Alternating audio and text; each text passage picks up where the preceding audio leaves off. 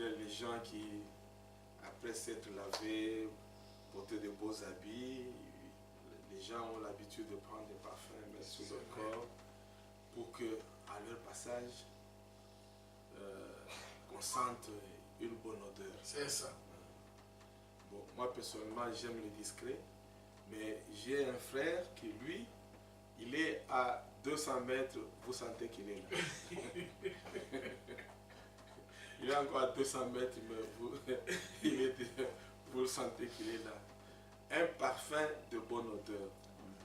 C'est-à-dire que quand je passe, que les gens sentent un parfum de bonne odeur. C'est vrai. Il ne faut pas que ma vie soit un scandale pour les uns, et un achoppement pour les autres, et que les gens commencent à dire bah, chrétien, non, c'est pas bon. Il faut que les gens commencent un peu à chercher les défauts, qu'ils commencent un peu à fabriquer les défauts. C'est-à-dire qu'ils cherchent tellement qu'ils ont cherché, ils n'ont pas trouvé, ils commencent maintenant à fabriquer. Ah bon, voilà, parce qu'ils ont cherché tellement, ils n'ont pas trouvé. C'est ça. Mais si moindre fouille, on trouve, et la liste est longue, non. Là où nous faisons la honte à notre Seigneur. C'est vrai. Parce que le Seigneur veut que nous devenions meilleurs. C'est ce qui est important pour Dieu. Que notre vie s'améliore. Dieu sait que c'est un combat. Il le sait.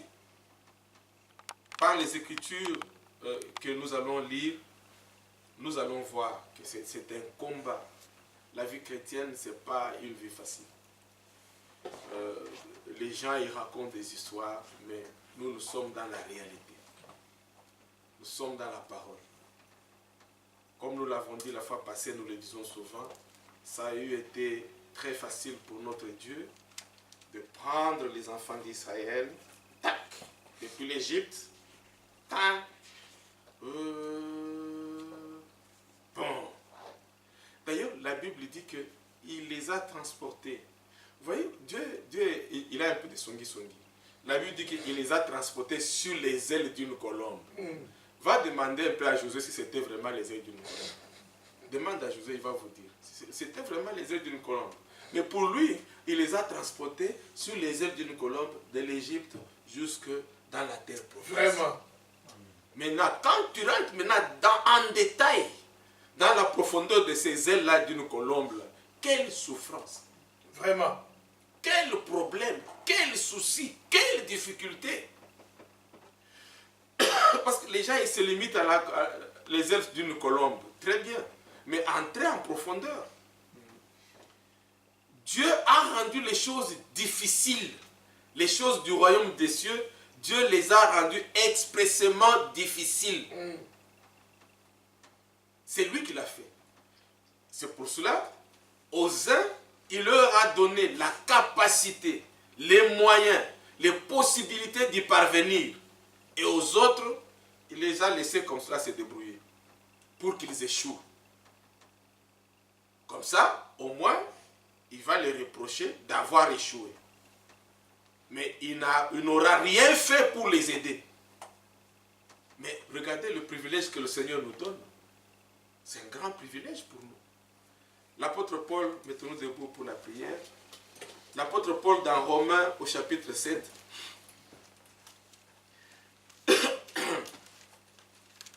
Nous allons lire à partir du verset 15 jusqu'au verset 25. Car je ne sais pas ce que je fais. Je ne fais point ce que je veux. Et je fais ce que je hais. Vraiment. Or, si je fais ce que je ne veux pas, je reconnais par là que la loi est bonne. Amen. Et maintenant, ce n'est plus moi qui le fais, mais c'est le péché qui habite en moi. Suivez le raisonnement de l'apôtre Paul. Il est inspiré par le Saint-Esprit. Et au verset 18, il dit, ce qui est bon, je le sais, n'habite pas en moi. C'est-à-dire, dans ma chair, j'ai la volonté, mais non le pouvoir de faire le bien. Car je ne fais pas le bien que je veux, et je fais le mal que je ne veux pas. Et si je fais ce que je ne veux pas, ce n'est plus moi qui le fais, c'est le péché qui habite en moi. Ouais. Je trouve donc en moi cette loi. Donc, en moi, il y a une loi. Quelle est la loi qui est en moi? Quand je veux faire le bien, le mal est attaché à moi. Car je prends plaisir à la loi de Dieu selon l'homme intérieur.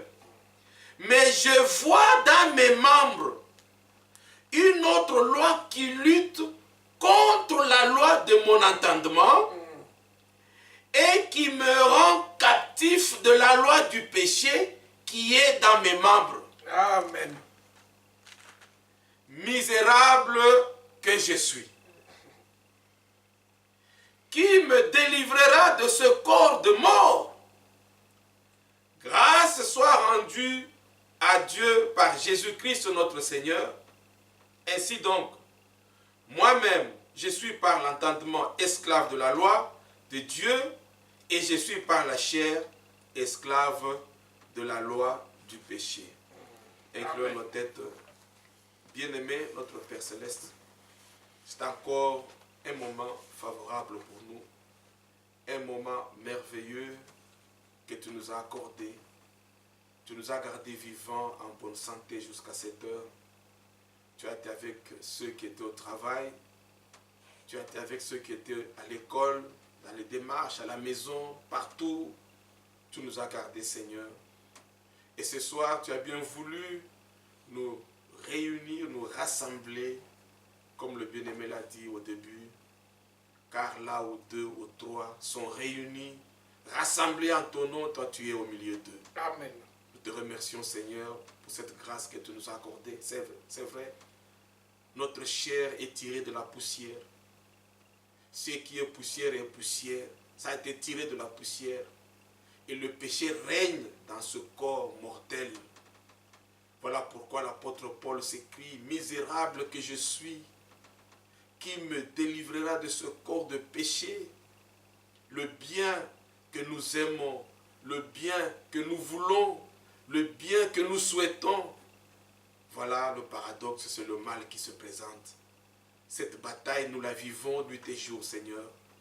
Depuis que nous t'avons donné nos vies, nous vivons cette bataille, ce combat acharné. Seigneur, donne-nous la victoire, car tout don excellent vient de toi. De nous-mêmes, nous ne pouvons rien, Seigneur, mais avec toi, tout exploit est possible. Bénis ce moment, bénis ta parole, bénis la bouche par laquelle tu vas nous parler. Que l'honneur, la gloire et la louange te soient rendus. Au nom saint de Jésus-Christ, notre Seigneur et notre Sauveur, nous te l'avons ainsi demandé. Amen. Amen. Amen. Asseyez-vous, bien-aimés. Nous parlons aujourd'hui de cette bataille, cette lutte qui est en nous. La lutte n'est pas à l'extérieur. La lutte est dans chacun de nous. Chacun de nous est un terrain sur lequel se battent deux puissances. C'est ça. Il faut que vous le sachiez, bien-aimés frères et sœurs, que comme tu es là, sœur ou frère, tu es un terrain sur lequel se battent deux forces. Et le combat est acharné. Il y a quelques années, pour ceux qui viennent de notre pays, le Congo, ils se rappelleront bien, si vous demandez à nos compatriotes de Kisangani, ils vous le diront, deux armées se sont battues à Kisangani, les Rwandais et les Ougandais. Ils se sont battus, pas chez eux, ni en Ouganda, ni au Rwanda, mais ils se sont battus au Congo, dans une ville qu'on appelle Kisangani, ex-Stanleyville. des centaines de morts. Deux armées étrangères. Ils se sont donné le luxe de se tirer des balles partout, des bombes. Mais c'est la population qui a subi. Il en est de même, bien-aimés frères et sœurs. Regardez, ils sont sur un terrain étranger. Deux forces, c'est juste pour illustrer, pour vous montrer que c'est des choses qui se déroulent même dans le monde. Depuis le jour où tu as donné ta vie au Seigneur, rappelle-toi. C'est pour cela quand nous chantons, quel jour de gloire, quand Jésus m'a sauvé. C'est un jour merveilleux. C'est un jour glorieux. Voilà, spirituellement, le vrai anniversaire que tu devras fêter. Nous sommes dans le domaine spirituel. Voilà. Parce qu'il y a un anniversaire de cette chair. Je ne dis pas à quelqu'un de ne pas célébrer son anniversaire. Non, c'est son anniversaire de sa chair. Mais il y a aussi un autre anniversaire. Le jour que tu as donné ta vie au Seigneur, c'est le jour que tu as signé que ces deux armées viennent se battre sur ton terrain. Terminé. C'est ça. Il en sera ainsi jusqu'au retour du Seigneur. Tu ne connaîtras jamais un temps de répit. C'est vrai. Le chrétien ne connaîtra jamais un temps de repos. Il n'y en a pas. Il n'y en aura pas. Jusqu'au retour du Seigneur. Quand l'apôtre Paul exhorte à Timothée, combat le bon combat. C'est le bon combat qu'il faut combattre. C'est le combat de la foi. De la vraie foi. Et quand il écrit aux frères à Éphèse, dans Éphésiens au chapitre 6, il va préciser ce combat. On a eu l'occasion de le lire à plusieurs fois. Il dit à partir du verset 10, « Au reste, frères, fortifiez-vous dans le Seigneur et par sa force toute puissante. » Donc, fortifiez-vous dans le Seigneur. Amen. On demande un peu d'effort, comme nous l'avons dit mercredi, à celui qui est en difficulté. C'est ça. À celui qui a un problème, qui est en confrontation. Fortifiez-vous.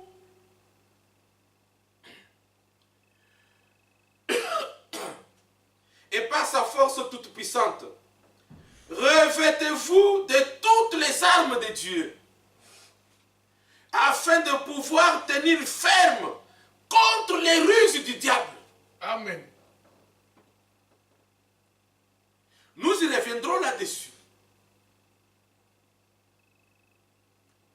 Pour montrer par les Écritures que le diable ne te laissera pas la vie facile. Non. Ça, il ne faut pas rêver. Le diable ne te laissera pas tranquille. Il va te harceler jusqu'au retour du Seigneur. Mais oui. C'est écrit. Mettez le doigt, 1 Pierre au chapitre 5.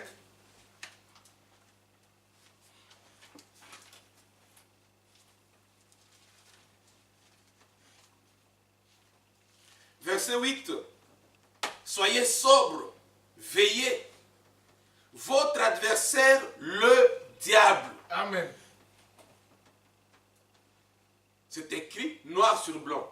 Votre adversaire, le diable, rôde comme un lion rugissant, cherchant qui il dévorera. Maintenant, le verset 9 dit ceci. Ne te laisse pas dévorer.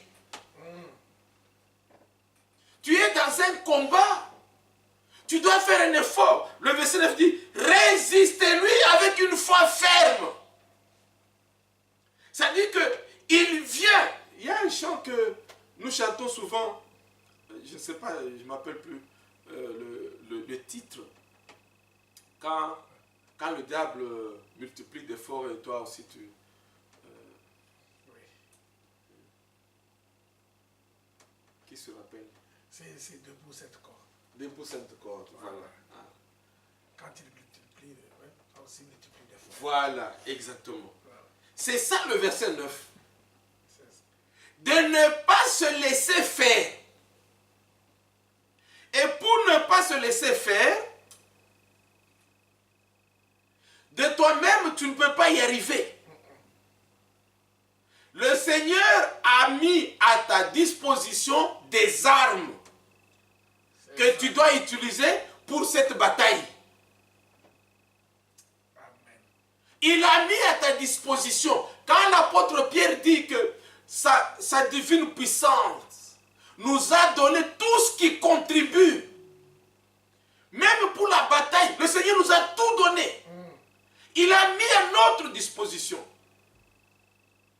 Il dit résistez-lui avec une foi ferme, sachant que les mêmes souffrances sont imposées à vos frères dans le monde. Amen. Quand vous lisez jusqu'au verset 9, bien aimé, il n'y a pas quelque part où un enfant de Dieu va te dire que ah, mais nous ici, nous connaissons une paix terrible.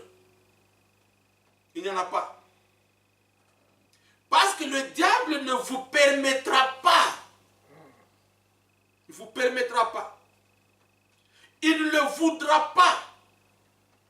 Il viendra toujours, pour s'opposer. La Bible dit, votre adversaire, le diable, c'est notre adversaire. C'est mon adversaire. Un adversaire, ce n'est pas un coéquipier. Hein? Pour que je puisse faire route ensemble avec lui. Non, ce n'est pas un coéquipier. Un adversaire, c'est quelqu'un qui me veut du mal. C'est vrai. Un adversaire, c'est quelqu'un qui veut ma perte. Un adversaire, c'est quelqu'un qui veut ma chute.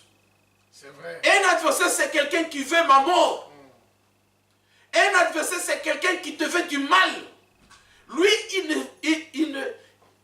une fois on discutait avec des frères, je disais, mais regardez frère, pendant qu'il y a des gens dans les laboratoires en train de chercher, de réfléchir, quel médicament pour guérir telle maladie, comment on va faire, ils cherchent, les trains ils roulent à 130 à l'heure, comment on peut faire pour trouver un train qui roule à 300, à 400, à 500, à 1000 km à l'heure. Il y a d'autres, pendant que vous cherchez ça, et ils cherchent comment venir vous détruire. C'est tout ce qu'ils veulent. Pendant que vous réfléchissez pour faire le bien, eux, ils ne réfléchissent que pour faire du mal. Donc, le jour que tu as dit, Seigneur, tu es devenu mon Seigneur, c'est le jour que tu as signé toi-même le combat. C'est pour ça que l'apôtre Paul dit que mieux valait pour toi n'avoir pas connu le Seigneur. Parce que tu devrais continuer ta vie tranquillement. Est-ce que quelque chose te reprochait? Non.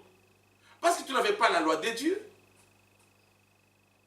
Aujourd'hui, par la loi de Dieu, tu connais maintenant le bien et le mal.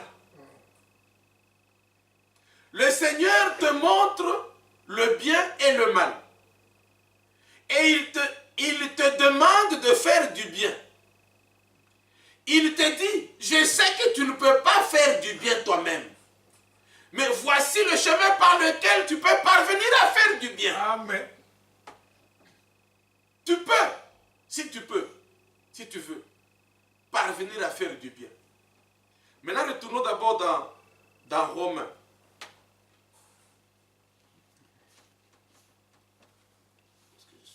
Non, on était dans Éphésiens. Retournons d'abord dans Éphésiens.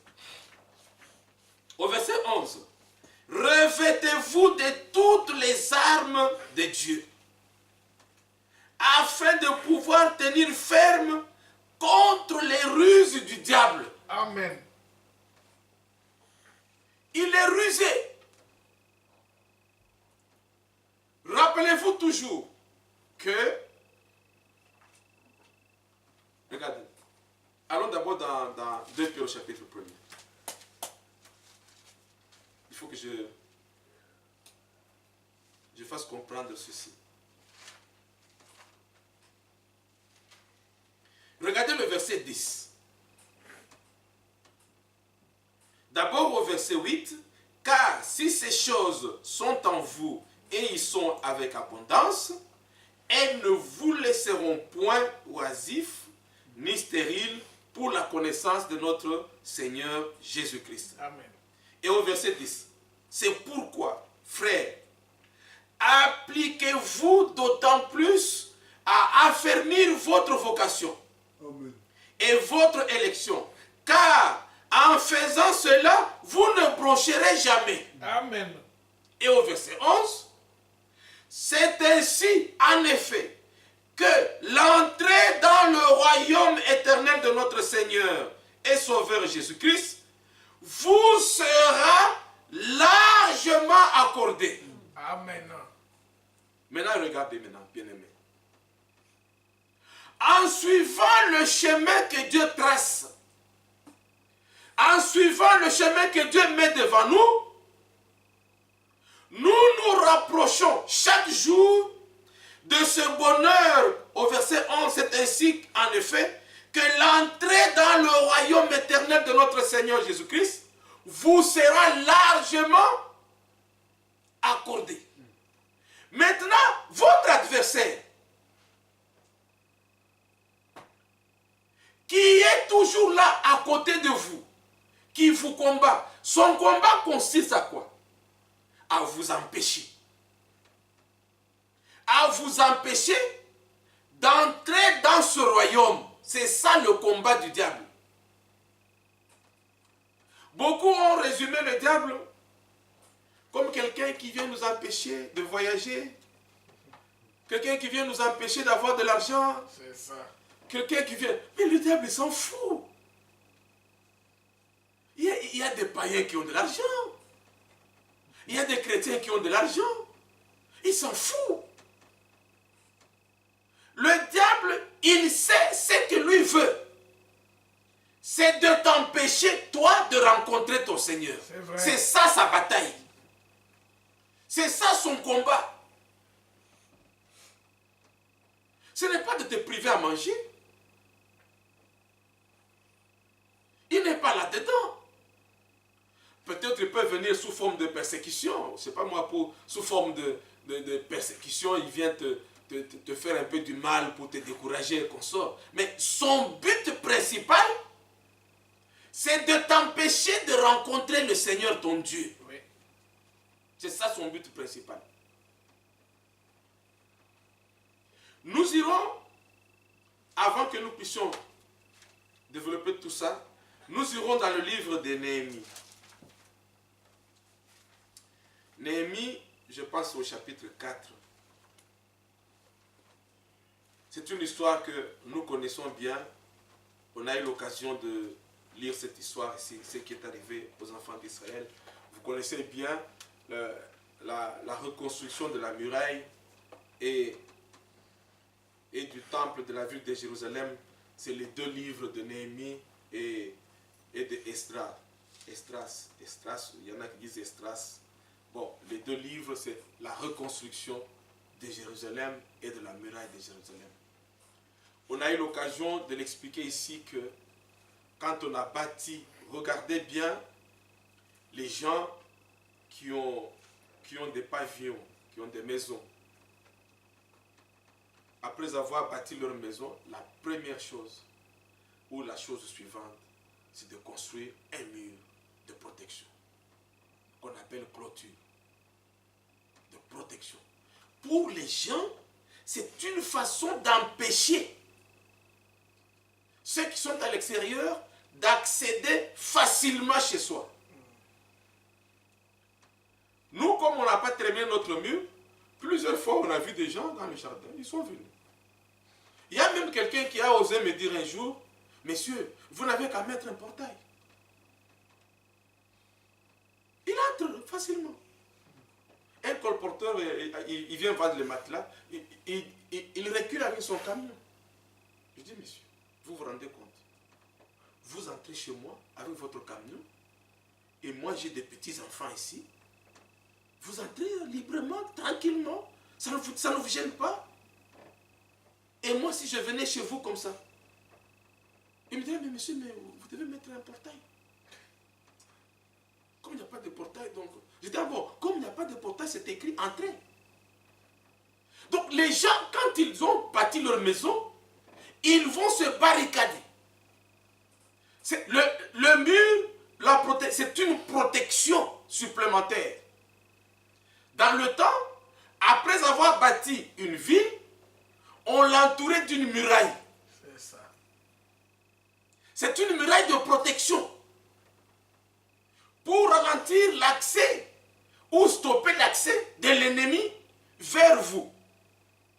Comme ça, vous pouvez contrôler facilement l'ennemi. Vous pouvez vous battre avec l'ennemi. Vous êtes à l'abri, lui, il est dehors. C'est comme ça qu'ils ont commencé à construire les murailles. Mais ici, nous constatons que les enfants d'Israël, après avoir bâti la ville de Jérusalem, ils vont commencer à bâtir maintenant la muraille pour se protéger. Au verset 1, lorsque Sambala apprit que nous rebâtissions la muraille, il fut en colère et très irrité. Amen. Le jour que tu as donné ta vie au Seigneur, sache-le aujourd'hui, que ce jour-là, le diable fut en colère.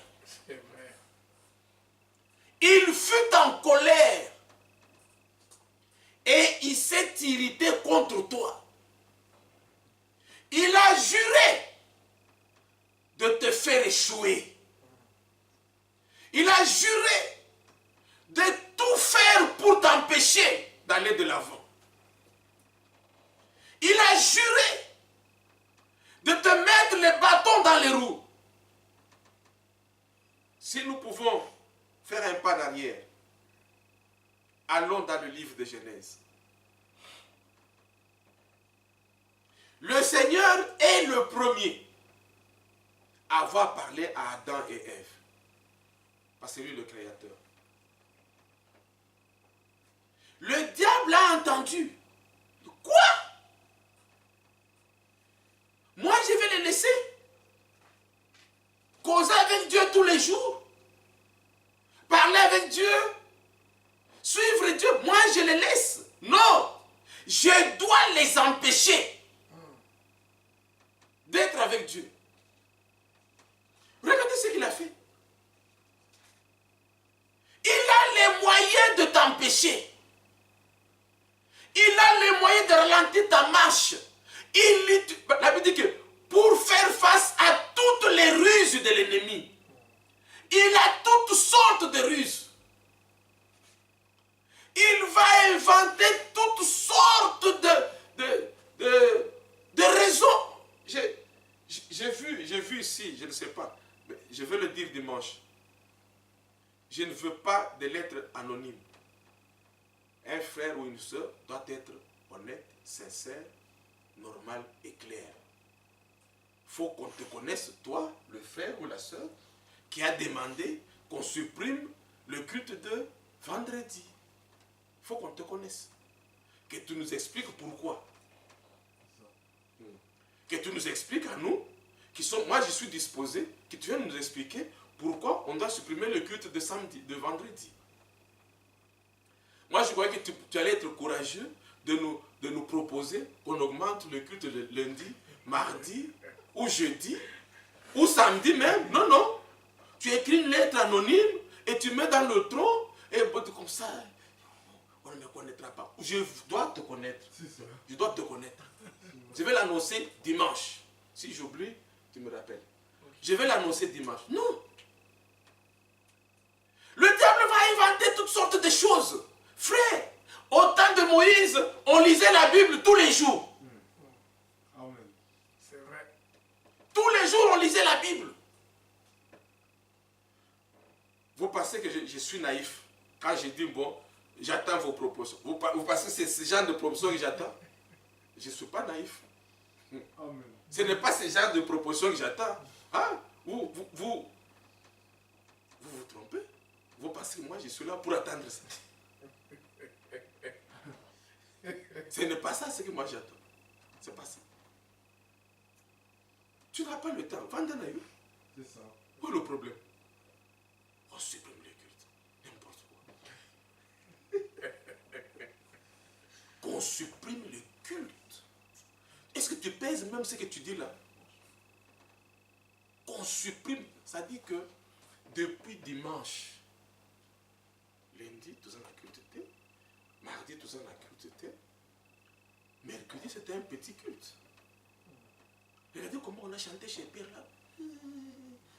Parce qu'on ne veut pas déranger les voisins. Donc, qu'on reste seulement avec un seul culte. Ah! Quelle proposition. Bon, bref. Sambala et son équipe, ces gens-là apprennent que les enfants d'Israël ont commencé à construire une muraille pour se protéger. Comme ça, nous, notre armée, nous n'allons plus entrer facilement chez eux. Quand tu vas fournir un effort, faites tous vos efforts pour que tu aies la tempérance, la patience, la joie dans ton cœur. Le diable, il est content? Non. Il n'est pas content. Il te ramènera toujours la tristesse. Il te ramènera toujours l'impatience. Il te ramènera toujours l'intolérance. Toi, tu ne peux pas tolérer quelqu'un qui te fait du mal. Tout de suite, tu es prêt à maudire. Et de la bouche d'un enfant de Dieu ne peut pas maudire un enfant de Dieu. Dieu ne te permet même pas de maudire ton ennemi. Vraiment. C'est vrai. Mais quand tu te mets à maudire quelqu'un, est-ce que tu es encore avec Dieu? Toi-même, tu n'es plus avec Dieu. C'est ce que le diable cherche. Il dit quoi? Adam et Ève causent avec Dieu. Dieu est là qui m'a chassé au ciel. Et bientôt, ils vont rejoindre Dieu au ciel. Ah! Que je les laisse retourner au ciel. Aller là où il y a Dieu. Non. Et qu'on salama té. Et le diable vient.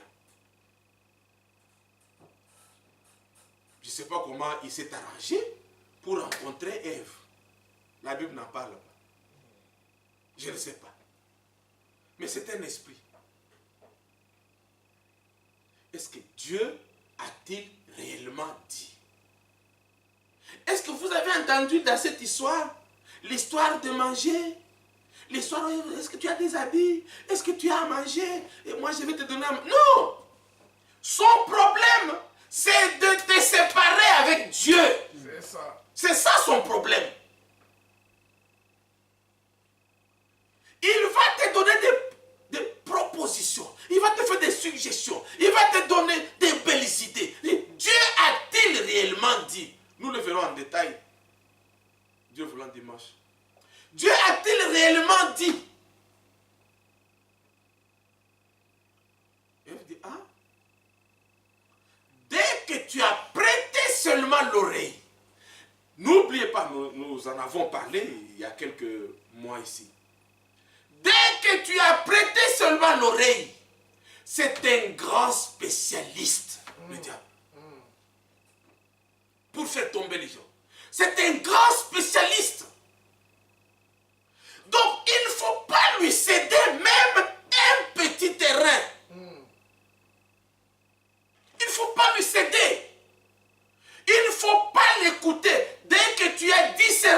que ce qu'on me dit n'est pas en accord avec les Écritures, oppose-toi. C'est ce que la Bible dit dans 1 Pierre au chapitre 5. Résistez-lui avec une foi ferme, tout en sachant que les mêmes souffrances sont imposées à vos frères dans le monde. Nous sommes tous confrontés aux mêmes soucis. Nous sommes tous confrontés aux mêmes problèmes. Sambala apprend. Il se moqua au verset 2 des Juifs et dit devant ses frères et devant les soldats de Samarie: à quoi travaillent ces Juifs impuissants? Les laissera-t-on faire? Sacrifieront-ils? Vont-ils achever? Redonneront-ils vie à des pierres ensevelies? Sous des monceaux de poussière et consumés par le feu? Amen. Tobija, l'ammonite, était à côté de lui et il dit: laissez-les bâtir. Si un renard se lance, il renversera leur muraille de pierre. C'est qu'ils ne vont rien faire. Nous enverrons même un petit renard et il va tout renverser, ne vous inquiétez pas. Écoute, oh Dieu, Amen. oh notre Dieu, comme nous sommes méprisés. Fais retomber leurs insultes sur leur tête et livre-les au pillage sur une terre où ils soient captifs. Ne pardonne pas leur iniquité et que leur péché ne soit pas effacé de devant toi, car ils ont offensé ceux qui bâtissent. Nous rebâtîmes la muraille qui fut partout achevée jusqu'à la moitié de sa hauteur. Et le peuple prit à cœur ce travail. Mais Sambala, Tobija, les Arabes, les Ammonites et les Asdoniens furent très irrités en apprenant que la réparation des murs avançait et que les brèches commençaient à se fermer. Amen. Chaque jour que tu fais un effort, chaque jour que tu ajoutes, parce que la Bible dit, si ces choses sont en vous et avec abondance, elles ne vous laisseront pas oisifs. Chaque jour que tu avances, chaque jour que tu ajoutes, le diable ne sera jamais content. Non. Ne sera jamais content. Il viendra toujours. Regardez. Regardez la suite. Il dit, ils furent très irrités en apprenant que la réparation des murs avançait. Et que les brèches commençaient à se fermer. N'oublie pas, ma soeur, mon frère, chaque jour que tu t'améliores, c'est une porte fermée à l'ennemi. Oui. C'est une brèche fermée à l'ennemi. Chaque fois que tu fais du bien, chaque fois que tu t'améliores, c'est une porte fermée à l'ennemi. C'est une barrière placée devant l'ennemi. Et l'ennemi ne sera pas content. Il ne va pas t'applaudir. Regardez, verset 8. Ils se liguèrent tous ensemble pour venir attaquer Jérusalem et lui causer du dommage. Nous priâmes notre Dieu et nous établîmes une garde jour et nuit pour nous défendre contre leurs attaques. Amen. Notre prière de chaque jour: Seigneur, donne-moi la force C'est ça. que je puisse mener le bon combat, le combat de la foi.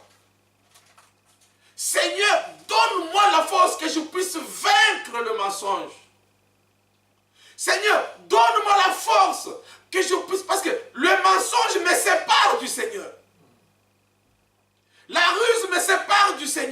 ça. Les faiblesses me séparent du Seigneur. La paresse me sépare du Seigneur. Seigneur, donne-moi la force. Parce que le Seigneur a déjà tout donné. Il nous a déjà tout donné. C'est à nous de venir courageusement et de prendre et de combattre le bon combat. Nous priâmes notre Dieu et nous établîmes une garde jour et nuit pour nous défendre contre leurs attaques.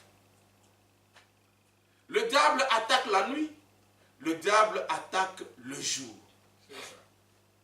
Il a pour objectif de t'empêcher de t'améliorer.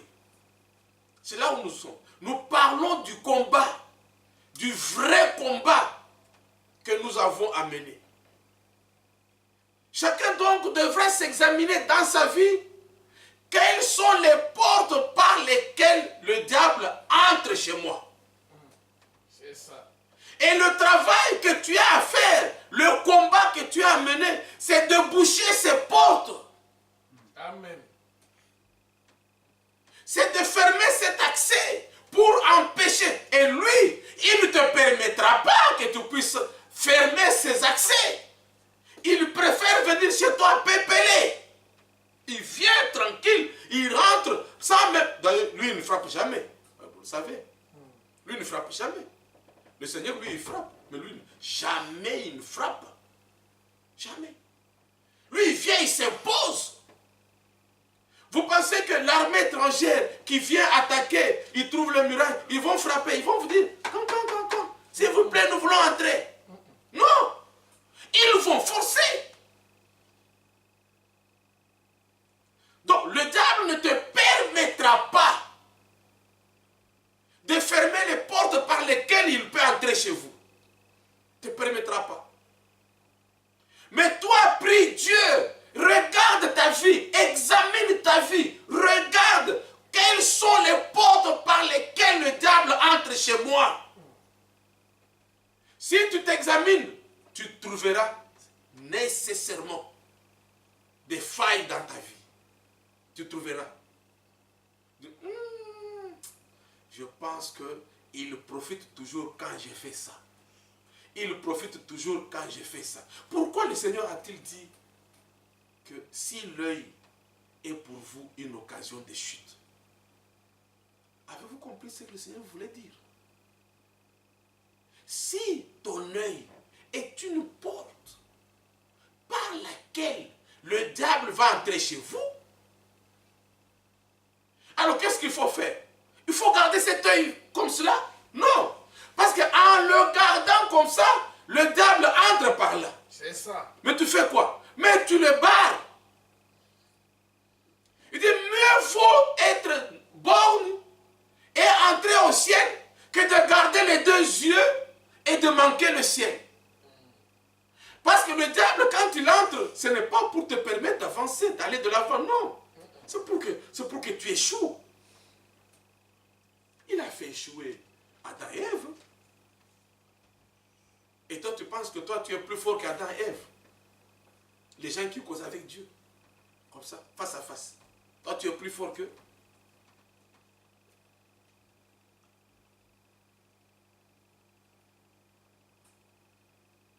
Avez-vous vu cela? Dieu descend. Adam, où es-tu? Qu'est-ce qui se passe? As-tu mangé le fruit dont je t'avais interdit de ne pas manger?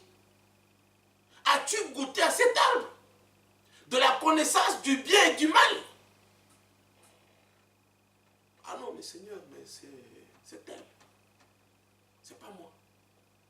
Mais toi, qu'est-ce que tu as fait? Ah non, c'est pas moi. C'est le serpent. Moi, je n'ai rien fait. Moi, je n'ai fait que manger. C'est le serpent. Ah bon? Je vous avais dit quoi? Le jour que vous mangerez, vous mourrez certainement. Mais l'ennemi, il vient et dit quoi? Non, vous ne mourrez point. C'est ça. Vous ne mourrez point. Le Seigneur dit, qu'il est doux, qu'il est agréable pour des frères de demeurer ensemble, lui il te dit non, tu sais que tu dois jouer au foot. Tu dois faire le foot. Tu vois, pour avoir des muscles, il faut jouer au foot. Mais avec tes muscles, tu n'iras pas au ciel avec tes muscles. À cause de tes muscles, tu vas manquer le ciel. Il dit, le jour, quand tu mangeras, tu ne mourras point. Voici ce que tu vas devenir. Tu seras comme Dieu. Tu vas créer aussi. Tu vas avoir la connaissance du bien et du mal. Cette proposition plut à Ève. Elle en mangea. Elle le présenta à son mari, qui trouva aussi que c'était une belle idée. Et tous sont tombés. Regardez maintenant. Je vais prendre ça, il faut que nous lisions, que vous puissiez comprendre. Regardez ce qui leur est arrivé. C'est ce que le diable voulait. Ce qui leur est arrivé là, c'est ce que le diable voulait. Verset 22, chapitre 3, Genèse. L'Éternel Dieu dit, voici, l'homme est devenu comme l'un de nous, pour la connaissance du bien et du mal. Empêchons-le maintenant d'avancer sa main, de prendre de l'arbre de vie, d'en manger et de vivre éternellement. Amen. Est-ce que vous pensez que le diable était venu pour que Adam et Ève n'aient pas à manger? Non. L'adversaire se présentait pour que ceci leur arrive, pour les empêcher d'atteindre la vie éternelle. Parce que lui, il sait que s'ils suivent ce que je leur dis, ils n'auront pas la vie éternelle. C'est pour ça qu'il ne faut pas lui prêter l'oreille. Et qu'est-ce qui se passe encore? Et l'Éternel Dieu les chassa du jardin d'Éden pour qu'ils cultivent la terre d'où il avait été pris. C'est ainsi qu'il chassa Adam. Et il mit à l'orient du jardin d'Éden les chérubins qui agitent une épée flamboyante pour garder le chemin de l'arbre de vie. Terminé. Ils étaient bien. Ils étaient bien avec Dieu. Dieu descendait dans le jardin, il parlait. Adam, quand il voulait manger une mangue, Adam ne grimpait là, pas à l'arbre. Il appelait le petit singe. Hey, va me chercher la mangue. Le singe, bon, grimpait, il prenait la mangue, il donnait. Il commandait tout. Il avait besoin d'un poisson. Il dit, tiens, allez, toi, quoi? C'est quel oiseau là qui prend des... Vous voyez, souvent, sur la scène là, il y a des gros oiseaux blancs comme ça. Il dit, toi, allez, va me chercher un poisson là. Avec un long bec comme ça. Viens, donner. Il a besoin de quelque chose. Il commandait les animaux et les oiseaux. Il faisait tout. Ils avaient le pouvoir. Le diable était jaloux. Parce que lui, il a perdu son pouvoir au ciel. C'est ça. Il était jaloux.